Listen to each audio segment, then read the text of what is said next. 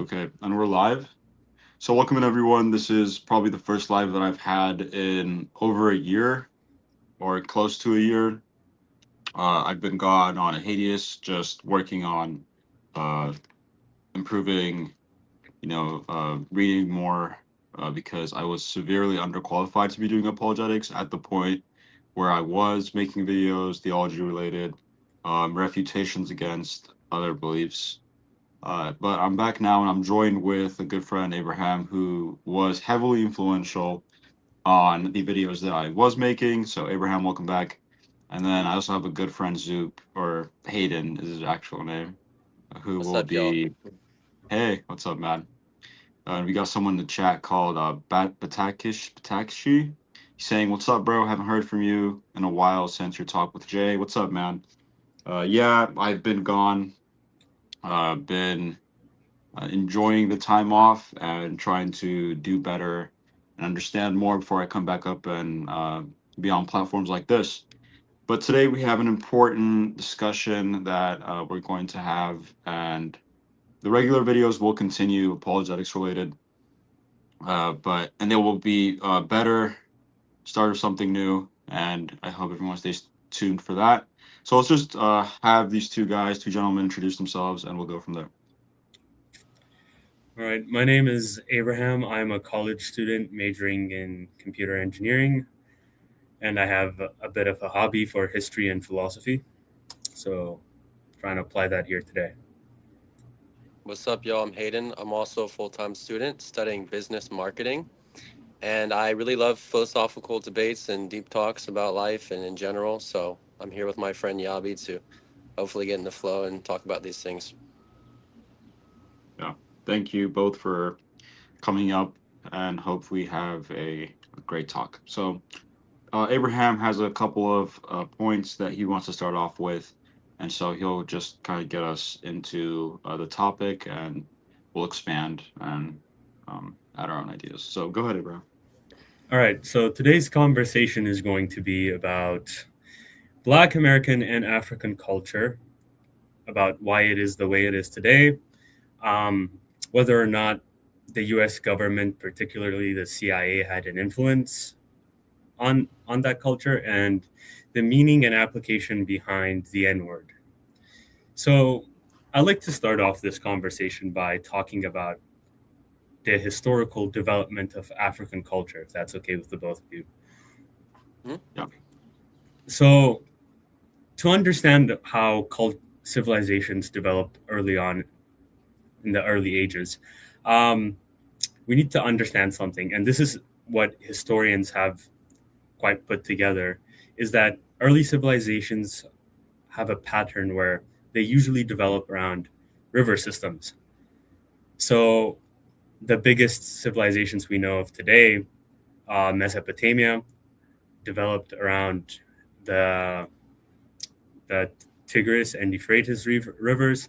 Ancient China developed around like the Yellow and the Yangtze rivers. The Indus River supported the Indian civilizations.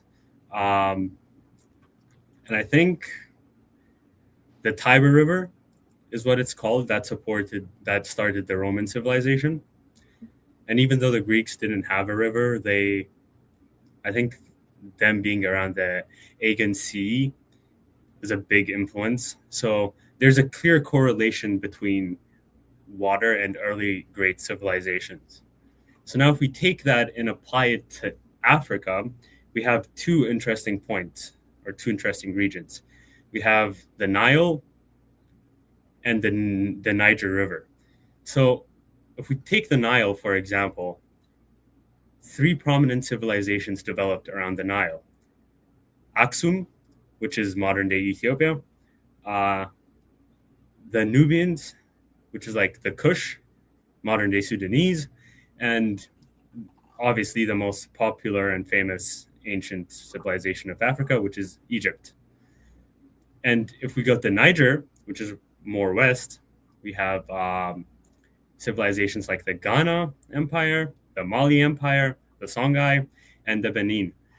So, based off of historical development alone, we can see that Africa was not behind Black communities were not behind, they were pretty much up to date. And with cases like Egypt, not only were they having great civilizations, they were having ones that dominated the world economy at the time and persisted for a very long time, especially with Egypt, since it lasted for nearly 3,000 years before its fall to the Romans. Do you guys have any points you want to argue on that or debate or add? Yeah, do you want to go first? No, I'll let you take this one. Okay. Yeah, and I've had this conversation with Abraham before as well, and we have discussed truly how great African countries are, and they are still very great now, a lot of them.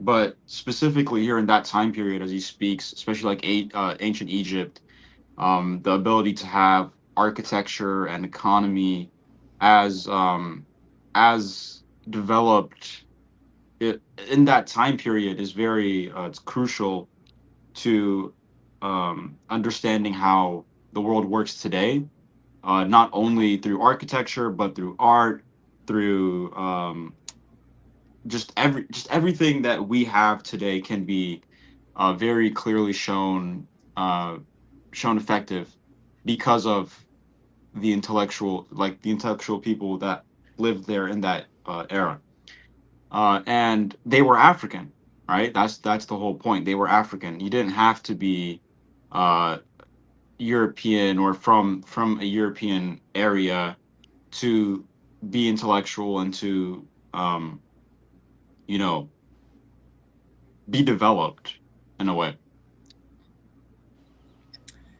I'd also like to add that although those two civilizations I mentioned earlier, Greek and Roman, developed similarly compared to others, most European traditions and like civilizations of the past weren't shaped by this common system where with rivers and water because they were a trade.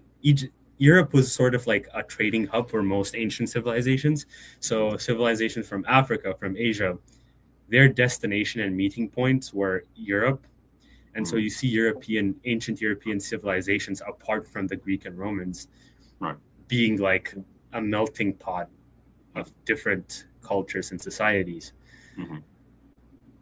And so that will be later for that will be important for our later discussion, Mm. seeing as how intellectuals arrive from Europe towards Africa and what it means to actually have intellectuals from Europe. Mm. Soup, So you want to add on to that real quick before you hop on to me? Yeah, I'm not too well versed with the history of African culture, but I wanted to come on here specifically to talk about like cultural norms, and of course when it comes to the N word, how that has changed and how different people view it differently Mhm. within cultures and whatnot. Yeah. Um, well, we will get to that shortly as we Hmm. understand like how that word I I guess the word has a historical appliance behind it. So like understanding the history will help us better understand the context of how that word came to be, how it was used, and how it's being used today. So, if we agree with the historical narrative, then at what point do African societies become a bit behind or like lag compared to European and Asian civilizations? And a lot of people point towards the transatlantic slave trade as being the biggest influence on black cultures and like African communities. Mhm. But there's also a big bias over there that needs to be deconstructed regarding the transatlantic slave trade. Most people assume that Europeans came with guns and like their armed forces, landed in Africa, found a few settlers and tribes and natives, burned their villages down, and then chained them up, took them on a ship, and like transported them to the Americans.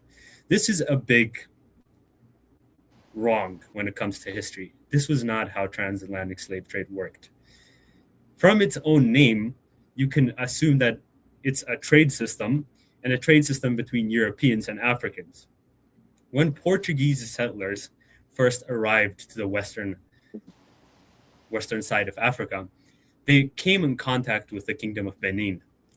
And when they did so, they did not find a small, uncivilized population. They found a large city with complicated infrastructure and complex trade networks.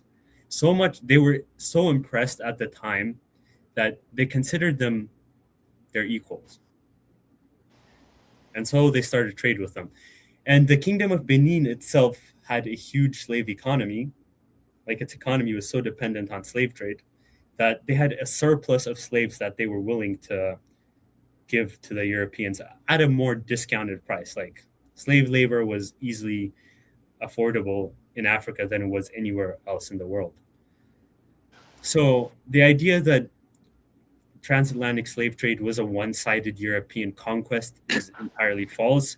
It's a dual-sided system where both Africans and Europeans were profiting, and sadly, there were a lot of Africans that were hurt by the system as well, the Africans that were shipped. Now, I've heard people on the far right say that slavery is not unique to Black people, and that it's been pretty much every race in the world has been subject to slavery throughout time. Given that that's a fact, I would also like to state that the size of the slave trade throughout time also matters. Though every race has been subject to slavery, no race in the world has been subject to slavery in the magnitude that Africans have, with the transatlantic slave trade being the largest ever recorded migration of people in the world. And second to that is the sub-Saharan slave trade, which both saw, like, the first saw 13 million, the second saw 10 million. So I think that's where the gravity of the whole Black slavery comes from, is the amount of people that were affected by this as compared to other regions and other races and populations. So again, I want to open the stage up to any of you if you want to make points, debate, or add anything. So if you got anything to say on this? No, not this specifically. What about you? Yeah, just to like, I agree with everything Abraham said. And yeah, with it being the largest, so let's like kind of just tie that up and come to today, and how that directly affects or does not directly affect African Americans of today. So yes, that mass migration did bring issues to African Americans who were affected or were mass migrated to the U.S. But that does not create it's created this false worldview or false mindset today where our ancestors were, enslaved by you as in the whites who brought them here. Therefore, I am entitled to something, right? Because my ancestors went through this. And I think a big that's issue, yeah. right. And that's so let's kind of just go off of that. I'd like to start with saying no African American today living in the US is entitled to anything because of what their ancestors went through. No, absolutely not, because it's completely different times. I mean, back then, the situation was much different. The conditions for African Americans were much worse. Today, it feels like, yes, there's still racial prejudice and racial discrimination, but nowhere even near as bad as it used to be. And it definitely is not excusable for someone to claim someone's being racist 24/7 just because they have that past. Also, from what I mentioned earlier, you cannot pin this on the white race alone because, like I've said, the African communities were the biggest part in slave trade too. So it wouldn't be fair to say, it wouldn't be fair to just say like, oh, white people are racist all the time, or like you're not, or like I'm entitled because I'm Black. because the same people who sold slaves to white people were black themselves. So what are Right. you going to say to Africans? Because you say they're entitled to the same prejudice that you have right now, but they're the ones who shipped you off in the first place, or like Right. your ancestors at least. So Mhm. that's where the logic fails behind saying, because of my skin color, I'm entitled to something. Yeah. So you are not entitled to a life that's, well, yeah, because of that, and because of the prejudice, Hayden said, there are still issues, and there are people will still, like, you'll be profiled, like it happens, right? These things happen in the modern day, where you could be treated worse than some people, just simply because of the color of your skin. But Hmm. that does not then equate to, this is because, well, look what you did to my ancestors and look what you're doing to me now, right? And some, like, right now, I really feel like most of the time, I'm not saying there aren't actual cases, pure cases of real unfair treatment, right? It happens. There is true unfair treatment, truly unfair treatment, true prejudice against people of color, whether they be black or any There other is. race. It's still ongoing today. Yeah, absolutely. But Right. So even though there are cases, not there might be, but there are cases where prejudice and profiling and unfair treatment happen. A lot of the time right now, especially in the media, and I shared a post with Abraham this morning where, did you see it? Where it was, in the news headline, it was an officer shoots a black kid. It was a black kid, and an officer shoots a black kid holding a gardening tool. But if you check the body cam footage, the kid is holding an axe, right? Maybe even a yeah, saber, right? And so the media kind of distorts that, and then we have movements like Black Lives Matter, right? And I really do think that these movements are um, inherently are rooted in something different than what they actually stand for. And so even though that truly there may be cases of unfair treatment, then at the same time, a lot of these cases happen because of the behavior of African Americans. Not so right. so I'm not, again, I'm saying here, Exactly. right, I'm not saying that all African Americans are bad. I'm African Mhm. American myself, so is Abraham here, right? And but there are majority cases, and that's the harsh truth, right? There are majority cases where it's the behavior of the person that causes that brings forth bad consequences, and then we hear about it in the news, and we hear about it on social media posts, et cetera, et cetera. I agree. Uh, Yeah. It comes from a lot of like the whole idea of non-compliance with the law. Oh, you get pulled over, pull your phone out, take pictures instead of just getting out, showing your ID, Yeah, going about it like a normal human being. Yeah, I agree. That's a good point. yeah, and also, what I'd like to add is prejudice is not something unique to Black communities only. Like, people act that way to different groups of, especially in the American society. Um, we see it with Muslims. There's a huge prejudice against anyone who's even close to being of Arab ethnicity, yeah, to assume that they're here under false pretenses, or like they're going to do something bad to your culture, where they might not be, right? And all of this is not because of the white person's mentality alone. It's also the actions of the community that makes that makes these prejudices real. It's not like they're pulling it out of thin air and they're like throwing it at you right now.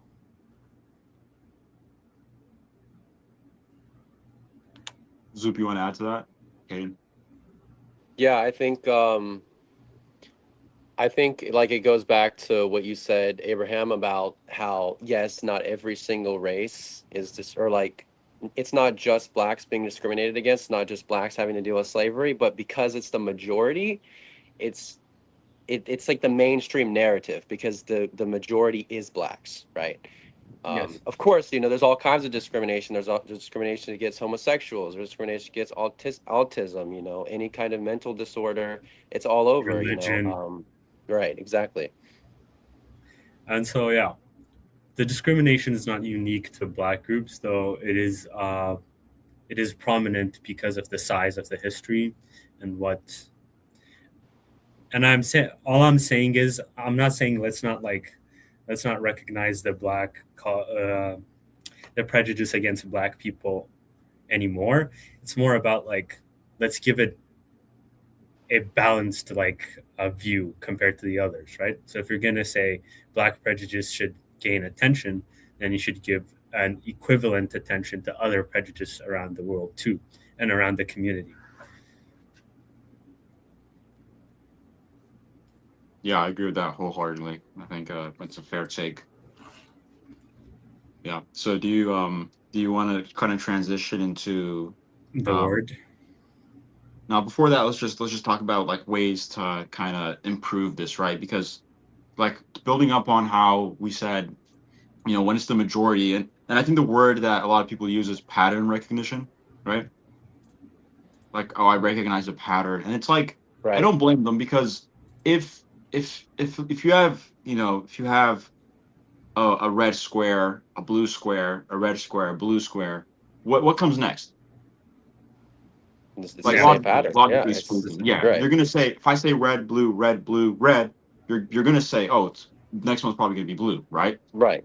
And Exactly. so, yeah, if you see in a community, it's an African American did this, and then a white guy did this, and then two African Americans did that, and then a white guy. So next thing you're gonna say, oh, two African Americans did this. So yeah, if in majority and consistently it's happening in this way, then you'll say, yeah, there is a pattern. So instead of, and then there will be a moment where it was an unfair case, and we'll say we're all being targeted. See, this is happening to us, but when the majority of the time it was just because of the behaviors of a few people, right?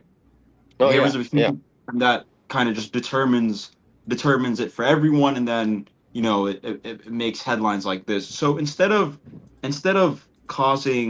you know causing more or adding more fuel to the fire, we should, I think education plays a huge part in this, and educating the African American youth, and we'll get into the whole the CIA part with indoctrinating kids with rap and guns and gangs and violence, Oh yeah, and and yeah. and that kind of just builds up to trying to act hard, and then that leads to even more crime, more, and so instead of doing that, instead of getting to that point and then saying, oh, we're being targeted, yeah, you're being targeted because of what you're doing now, what you're indoctrinating your kids to grow up and be. So I say the best solution is going back to the youth, going back to what are we teaching our kids, what are we teaching the future generations, um, are we Hmm. making them profound members of society, or are we just amplifying the issue that we have already and making it 10 times worse? Right, because you got to think about that. A lot of these kids growing up, they're seeing these like rap music videos online, and they're trying to emulate these people that are trying Yeah. to be in gangs and wearing cool chains and trying to sell drugs and have guns, and it's just it's a never-ending process. Yeah. And also this also ties back to the entitlement point, Mhm. where earlier Black liberation movements weren't based off of entitlement. It's you see this pattern where they were actually fighting oppression through like living in the system, trying to make themselves equal to their counterparts, to the white supremacists or whatnot. They, if it's whether it be in work, they hassled their way through. Whether it be in other parts of the society, they worked through it to say we are equal with you guys. They didn't sit back and say, "Oh, we got persecuted before, and now you've created this system of oppression for us. So we're not going to do anything, but you're entitled to fix it." That's not how you liberate yourself from oppression. That's not how anybody in history has ever liberated themselves from oppression. You don't get liberty given to you. You have to work your way to freedom. You have to fight your way to freedom. And I think the communities have lost that sense where now it's all about we deserve to be treated right instead of we're going to work our way to earn to be treated right. Yeah. Yeah, and at the same time, we're of course not downplaying on the fact that there is unfair treatment that is unjust, right? We're not downplaying that.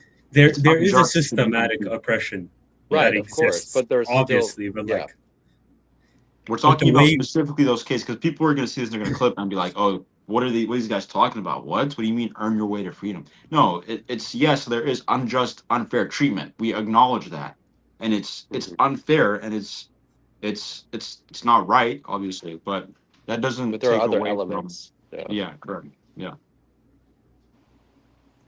and along with this, getting into how because it ties with the earlier Black liberation movement, getting into how the government, the U.S. government, could have been involved in the systemic oppression and all that.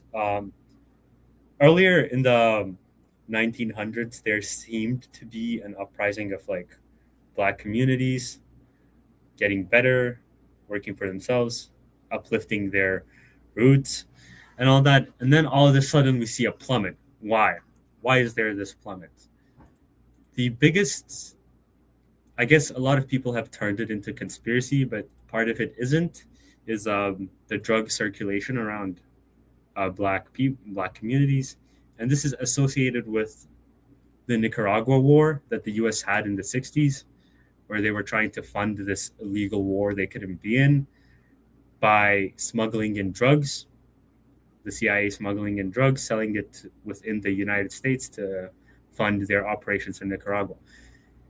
Most of these drugs found their way into Black residential communities through the creation of crack cocaine, which devastated and ruined Black societies, encouraged the form of like selling drugs to the youth because it became an easy way for them to make money at that point, and to the people who weren't selling but being victims of um, this drug lost their way, their development, and it created the sort of pattern Yabsara said earlier, where you can predict what's going to happen next, and I feel like that dehumanized and set back the progress that they had built for decades beforehand, and the government didn't do anything to fix it.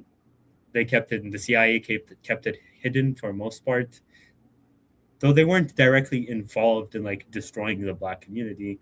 It's their actions that led to it, and that played a huge role towards the decline of Black culture and Black communities overall. Anything you guys want to add to that, or Hayden, you got something you want to add? I don't, man. Do you have something you want to add? No, I think those are all fair points, good points. And then we can Yeah, kind of just head very. over to a little bit of a deeper talk on CIA involvement and specifically with all these, new gen, songs and styles and trends and stuff like that, all the way down to the way people dress, the way they have women dressing nowadays, the way they have, um, you know, or it's like it's just acceptable, socially acceptable things that are very, downright demonic. I think that's not even a terrible take. Are we going to be With discussing this for African Americans or all races or what?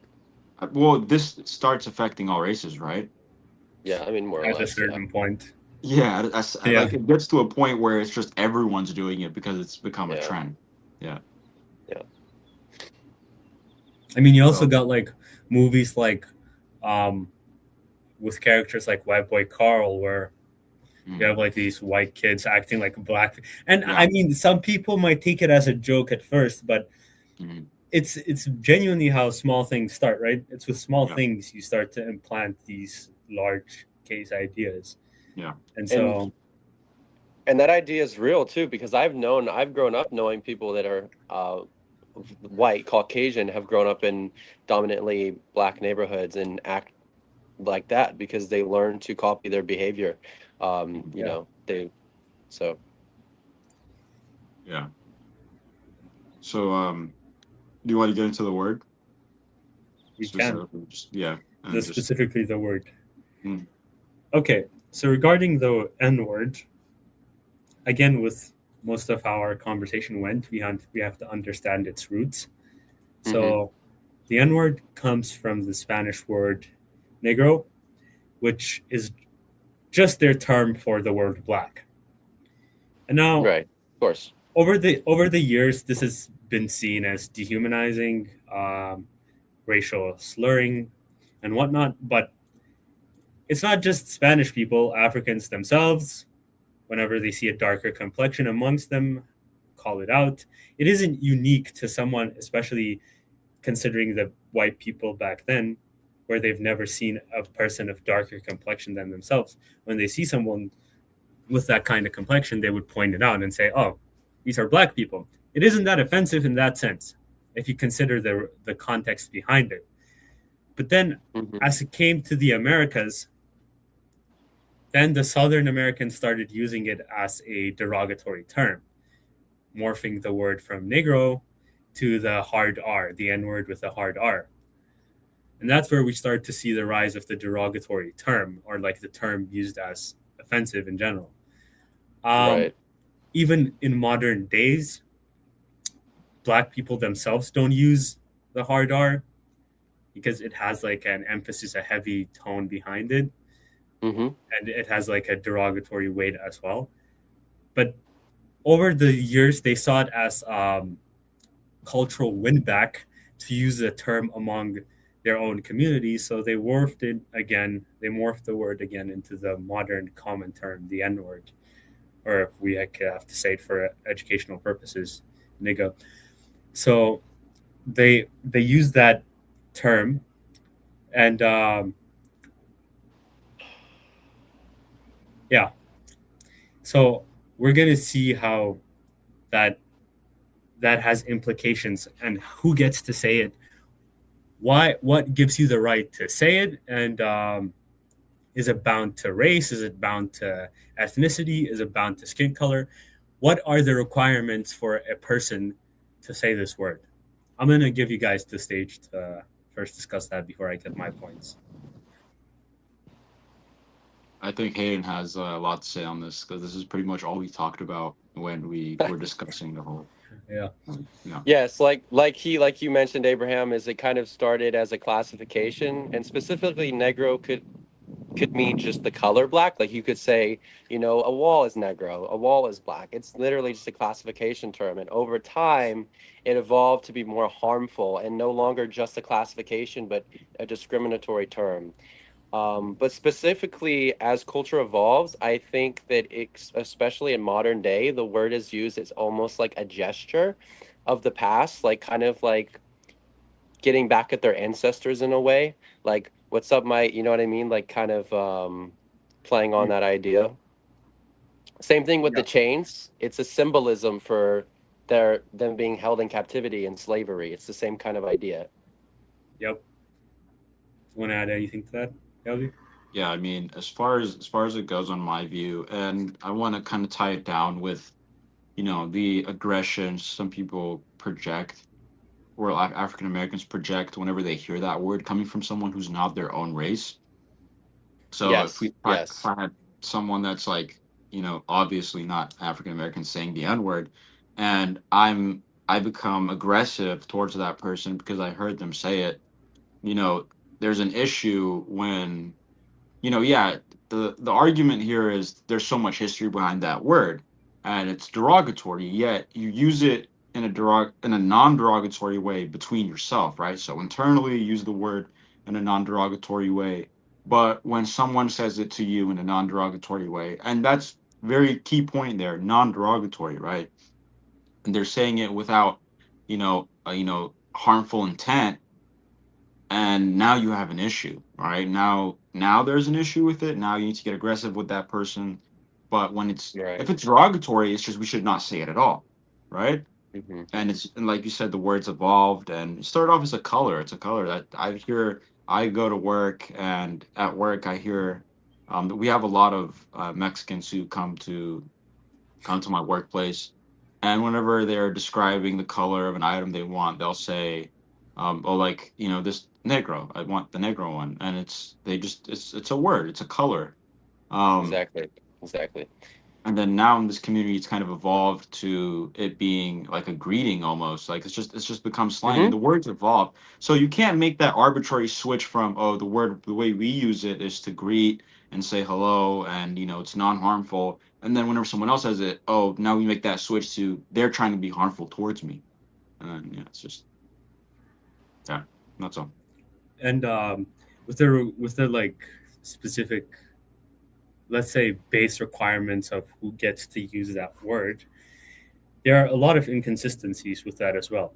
Because the first is white people, we get to say it, or like black people say they get to say it because they've been oppressed, right? One of the big excuses is that it's like that it's a form of like them recognizing their and like proudly accepting their identity, and Hmm.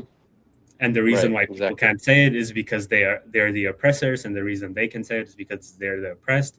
But if you're gonna Right. take that idea, then by logic alone, Mexicans should be able to say it. Mhm. Native Hmm. Americans should be able to say it because they were subject to the same persecution and oppression that by white people, by the same group Mhm. as you guys. So why can't they say it? It's Mhm. not like they oppressed you, right? Mhm. Why would you take offense when they do it? Mhm. And the other one is they'll say it's only applicable to black oppression, Mhm. right? So I get to say it, Yabsara gets to say it because we're black. Any African that comes to America, even though they're not of African American descent, gets to Mhm. say it because they're black. That also creates an inconsistency because, Hmm. for example, take Ethiopians. Ethiopians were never subject to to slavery. They were never part of like they were never colonized. They never involved themselves in slave trade, right? So do these specific black people get to say it because they Yeah. don't share the same history of oppression as you do, Mhm. right? Under that Right. qualification, And Ethiopians and modern day Eritreans don't even qualify to say the word. oh yeah, Yeah. so like me and Yabsara can't say it technically because we our ancestors never went through that. But you're okay with it. So now it becomes a reversal. This isn't like a progression towards something good or liberation. It's a reversal. One race used it against the other. Now you're using it back. Now you're using it as a system of oppression against white people. You're limiting their vocabulary, what they can say, what they cannot say, their social structures, Right. their language. So at what point does it become libertarian, and what at what point does it turn into the same oppression that was used against you that Mhm. you're using to oppress other groups? I think in a way this Right. itself is oppression, right? You've not eliminated oppression, you've just changed forms, and now you have And this. sides. Yeah. You've just changed the side. Hmm. Yeah, that's it. That's all it does. Right. I think that is a really interesting dynamic because it is very strange that people will, like we talked about this earlier, but people will claim that they have some sort of like they're entitled to being able to say the N word just because they have ties to ancestors that have suffered under that term. But Right. it doesn't really make sense because what if you isolate a person and you raise them in captivity with tons of money and tons of this, then what entitlement do they have to say a word like that? They Mhm. don't. Like there's no entitlement. It's just I don't know. And I think it works the exact same way the other way around when you're speaking to someone who's non-white, particularly like a white family who maybe whose ancestors owned slaves. They they then are not um subject to what their ancestors did, right? So they Hmm. have no ties to that. So, and I know kids who like have been bullied. Like even when I was in elementary school, there are white kids who've been bullied because or by by ethnics, and they'll be like, your ancestors did this. You're a and the middle school got worse, became more Making specific the more we sense. Yeah. learned, right? Yeah, it's like, oh, you're a colonizer. It's like, you have no ties. The same way I have no Yeah, ties with my ancestors. I don't even have ancestors that were enslaved, right? Ethnically, it's but it's like someone getting mad at you because you're related to a serial killer. Like, oh, your right, father was a exactly. serial killer. You're a piece of crap. That's not how that works. There's no Yeah, logic in that. You're not there's no responsible for your father's actions. Yeah. precisely. Yeah, so you are your own person. Your own, actions determine who you are, and so and in a majority, we have we have that kind of mindset that's going around, and it just doesn't work. And you can't make these, arbitrary switches whenever you want to and call it a day. I agree.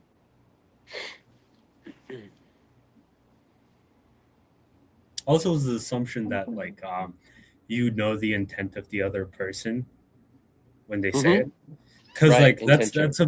that's the big problem, right?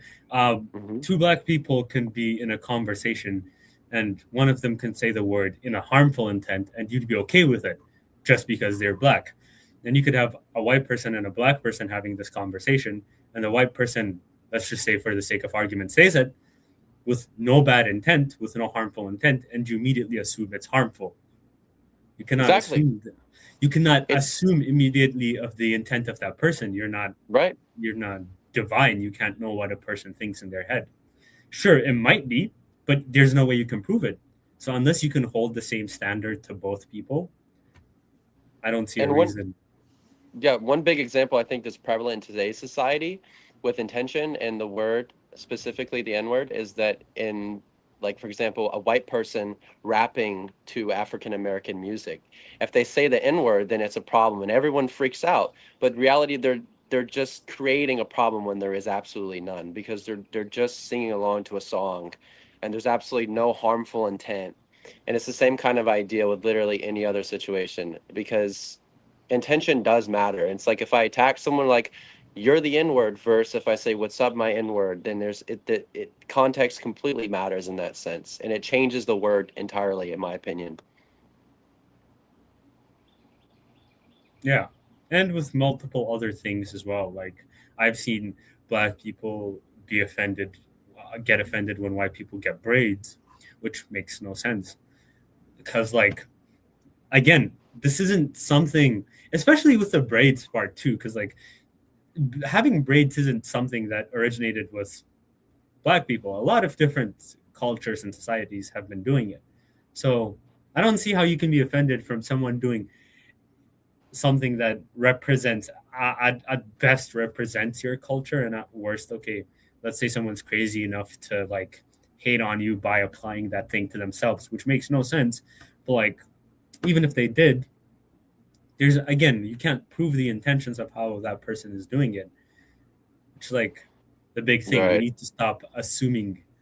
It's the same pattern that led um, the Southern Americans, the white slave owners, to like do all the horrific things they did to black people, was based off of assumptions, right? They just assumed they weren't human. They just assumed they couldn't understand, or like they just assumed they were meant to work to death or something. Assumption Right. leads to a lot of bad things.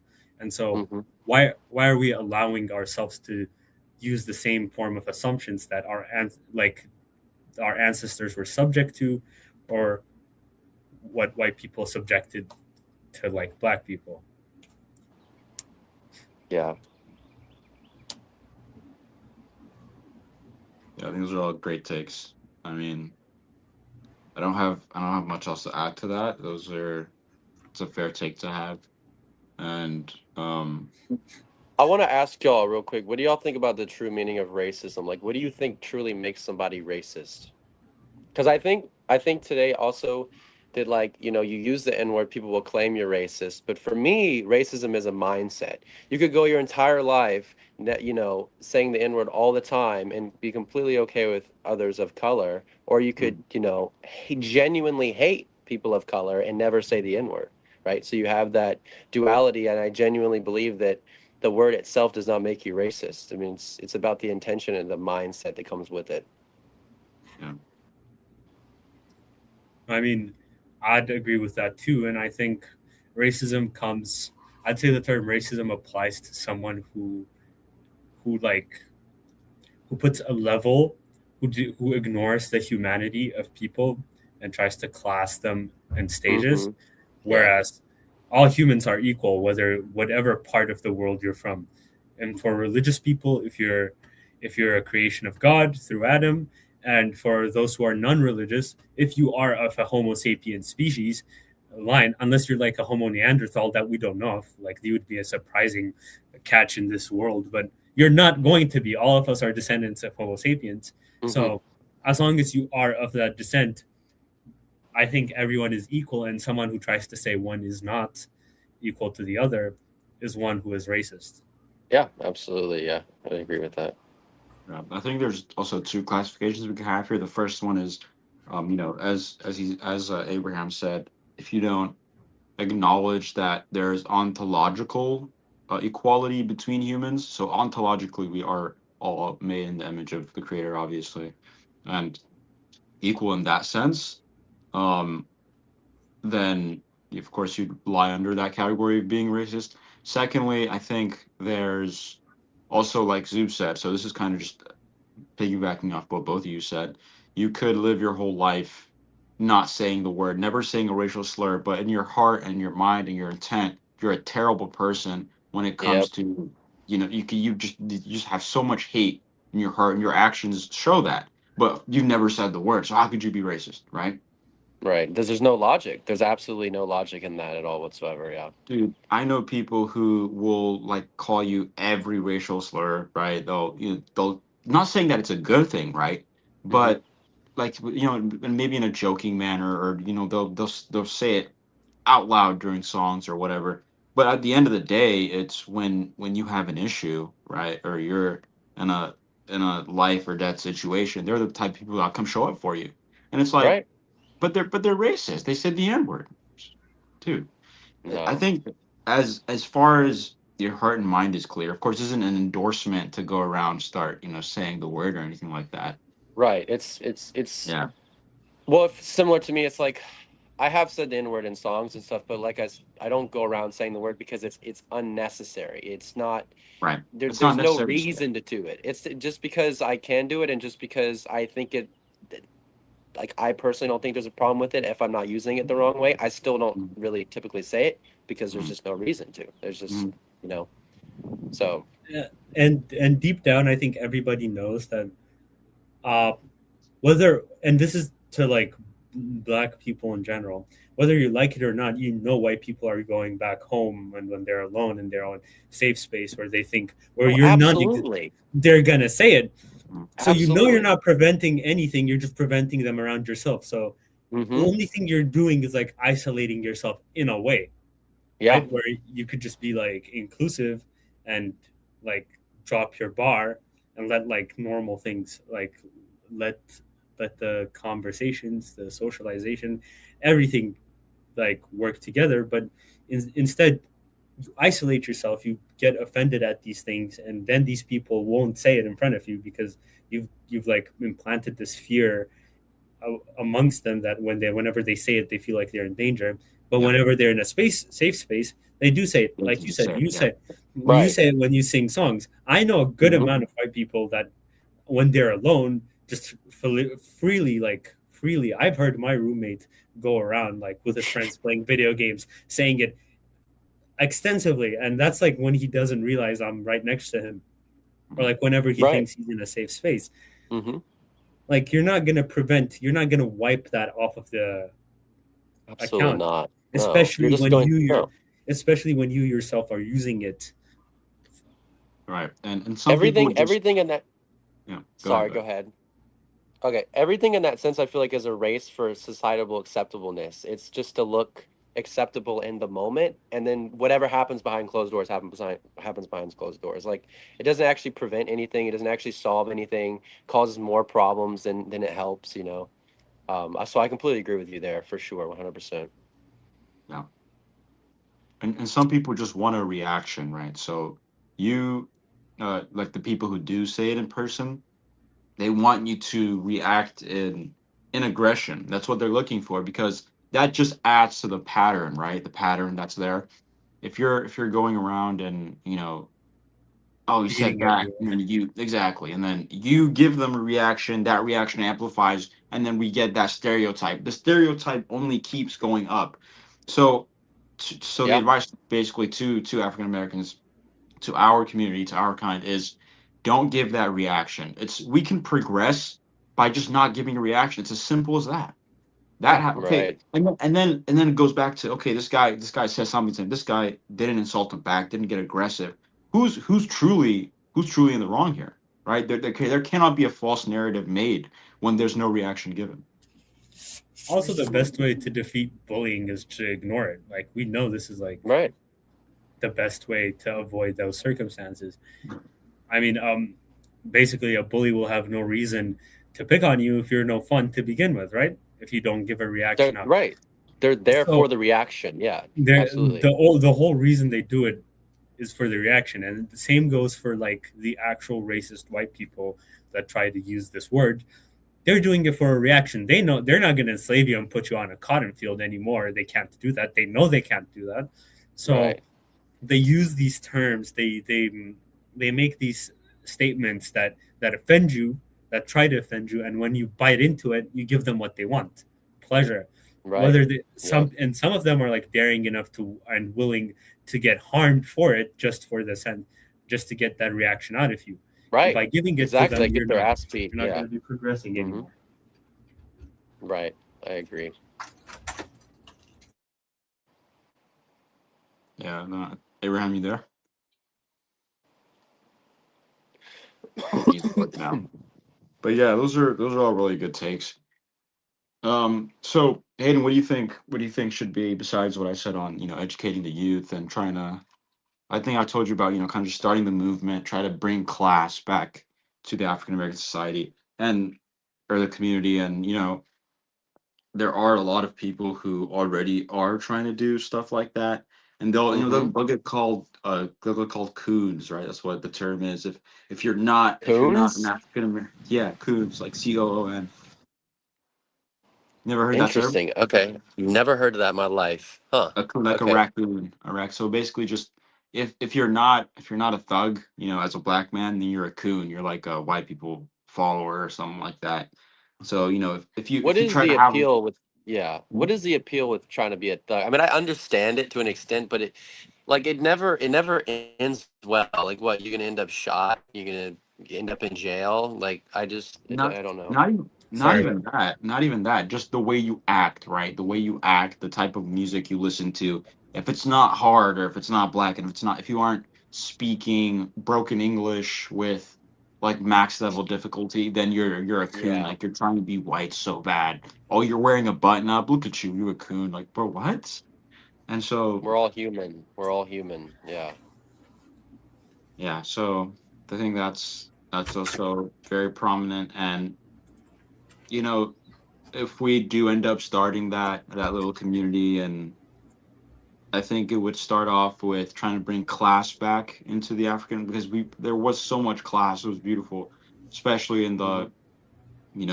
in the jazz era when we first had jazz, and jazz was coming, growing in the US because of you know African American communities and singers and songwriters. um, and then just that era was just so beautiful. But black communities owned businesses and they were doing well for themselves, and there was just so much class before the great takeover, basically, right? So just trying to restore that, and then of course Hayden isn't Orthodox, but me and Abraham are, and trying to incorporate that Orthodox mindset into black communities as well, and yeah.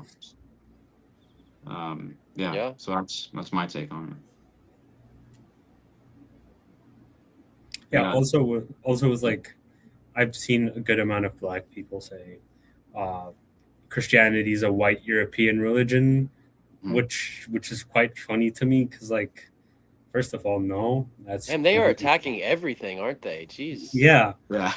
and it's like I What don't the understand where that comes from, where that narrative comes from, but there's a sense to like rejecting everything, including religion, because it was like used as a means of oppression, which certain groups of Christians have definitely used faith to Mm, oppress others, but mm, Not in every case, and that doesn't define its historical fact and validity, right? Right. Christianity is not a white European religion. It started in and then in the far end you have like extremes like the Black Hebrew Israelites, Yeah. who are like outright just racist Yeah. towards like white people and trying to claim that they're the only important race in the world. Yeah. They're a whole other topic for a whole other day, man. Yeah. Yeah. It's a They whole deserve their bunch of own like show. messed up stuff. It's a lot. Yeah. Yeah, guys, this was a great talk. I think we're Yeah, almost at the absolutely, hour man. mark. Yeah. Yeah, we went way further than I thought we would. Yeah, So, we initially planned about a 30-minute talk, but we're almost at that hour mark. So we should probably wrap it up. This is how I wanted to start kind of just ease into the topics we're gonna have on this channel because I've been gone so long. Mhm. This will be on the streams page, so we'll have that in a playlist for live streams. Then I'll start uploading like the actual videos. I'll have like an introductory to the channel, a new introductory, and then upload more videos. We'll have more guests. I'm supposed to have the part 2 with Jacob Morris. I had the first part up from about over almost 2 years ago, I think, is when we had that conversation with him. So Mhm. it's been almost 2 years' time. He will be back up on Friday. We're supposed to have that convo, so he'll be Well. here then. Yeah, and then this will be second video, and then we'll have the other theology, philosophy, and history related videos coming up as well. So yeah, anything else you guys want to add before we conclude? I am all burned out. Right. And just quickly before we leave, if you guys want to just link any socials that you guys have. Thanks, Zoob. Yeah, man. Do you have TikTok or? Me? Yeah, I'm like, well, for the Yeah. audience more specifically. Oh, for the. Yeah. I mean, I like. think Zoob forgot we're streaming now. Yeah, I did. Yeah. No, I mean I feel like none of my social medias are formal enough to be relevant. So. Uh-huh. Same. Yeah. I mean, Yabsara did use my TikTok for a good amount before. Yeah, for those streams, those live streams. For those live streams, but Yeah. I don't do that anymore. We don't do that anymore, so I don't Yeah. think it's relevant anymore. For either, now, so. I think there will come a time in the near future where we will be able to start doing apologetics in that way again. Maybe a little bit different, but yeah, we should get back to that. Yeah. All right. Yeah. Well, it was great talking to you guys. Thank you both for coming out. And All right, Abraham. Yeah. Yeah. Nice to meet you, man. Nice to meet you too, Aiden. Yeah. All right. Good to have you guys up. I'm gonna boot you, Aiden, and I'm gonna have Abraham right. kind of just do like a end credit thingy. See you, man. All right. Thanks for coming up, bro. Peace. Of course, bro. All right, Abraham, you just want to roll this out? Just give a little summary. Well, Or to summarize, first of all, we're not scholars on these matters. We are still people who are trying to learn, Yeah. improving. So obviously, if we made a mistake, we're open to comments. Mhm. Let us know where we went wrong. If not, this was a good conversation. We're trying to obviously these are like large topics and they can't be summed up in like an hour. Yeah. They go much more in depth, much more detailed, but I'd say we did a fair job in touching the surface and seeing all the problems on the surface level. Yeah. And in the future we will go deeper on this and on much more. Yeah. Other topics. But yeah. I think yeah. We've Pretty seen fair. how We had a good we've combo. seen how Black people and Black communities aren't any less than anyone else, both ontologically and historically, philosophically, and in all cases, and how we need to fix this little chokehold we're in right now. Yeah. That's a fair talk. I will definitely be having you up on here a lot in the coming videos. We're preparing a lot more slideshows like before. just better. And everyone, hope everyone's tuned in for that. And yeah, we'll be back very soon. Yep. All right. Thank Yeah. you. Thanks for coming up, Abraham. Thank you All right. for Of having me. course. Sound alive. See everyone.